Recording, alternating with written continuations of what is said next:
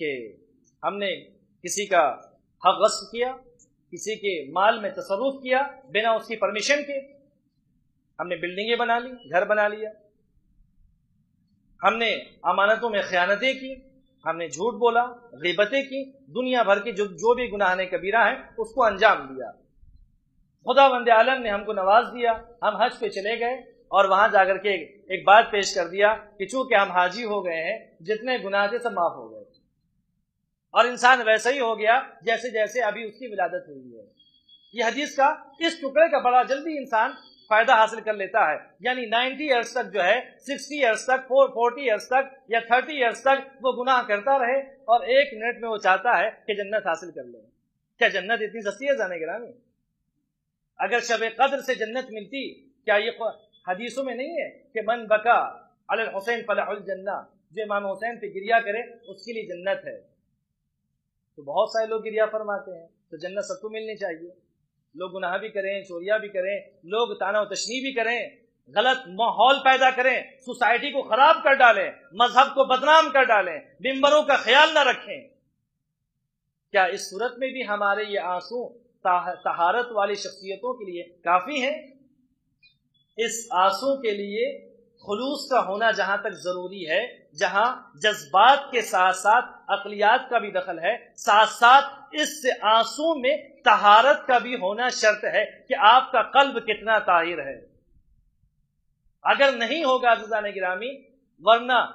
انسان ساری زندگی گریا کرتا رہے،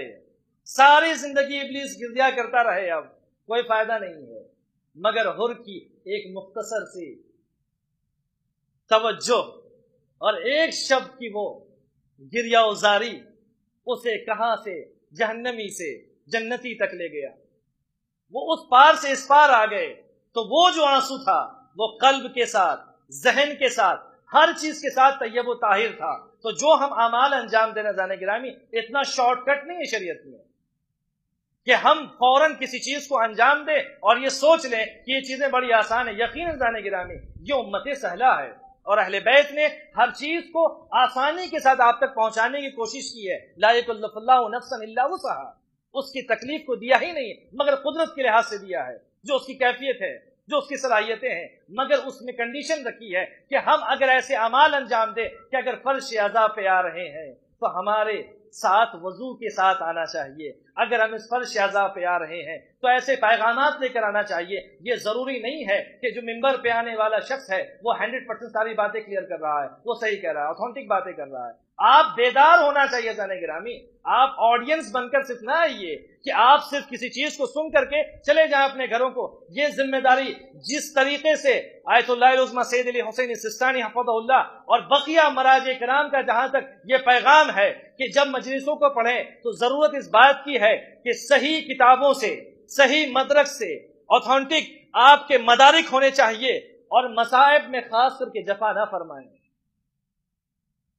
آج یہ ایک چلن ہے کہ ہمارا دل چاہتا ہے، ہمارا دل کہتا ہے کسی بھی چیز کو ہم پڑھ دیں، گھنٹوں مصائب پڑھ لیں۔ عزیزان گرامی، کربلا کے مصائب یقیناً بہت زیادہ ہیں، آپ امام معصوم سے بہتر کسی چیز کو بیان نہیں فرما سکتے ہیں۔ تو جس چیز کو امام صادق علیہ السلام نے بیان کیا ہے، یا جس چیز کو امام محمد باقر علیہ السلام نے بیان کیا ہے، اسی مصائب کو اگر ہم معصورہ طریقے سے مجمع میں عام کریں تو یہ زیادہ مناسب ہے۔ کہیں ایسا نہ ہو کہ ہم حدود سے کراس کر جائیں اور اہل بیت ہم سے ناراض ہو جائیں۔ تو جو کتابیں یہ مراجع ہم سے مطالبہ کر رہے ہیں کہ ہم اہل بیت کے اوپر انہی کتابوں سے چیزوں کو پڑھیں کہ جو بالکل صحیح السند ہیں اور معتبر ہیں، چاہے وہ مصائب کی دنیا ہو، چاہے وہ فضائل کی دنیا ہو، اور ایسی بات کریں۔ اور جہاں تک خود سامعین کی ذمہ داری ہے کہ وہ اپنے ساتھ نوٹس لے کر کے آئیں، کہیں مولانا نے غلط تو نہیں پڑھ دیا، آیتیں یہاں کی وہاں تو نہیں کہہ دی؟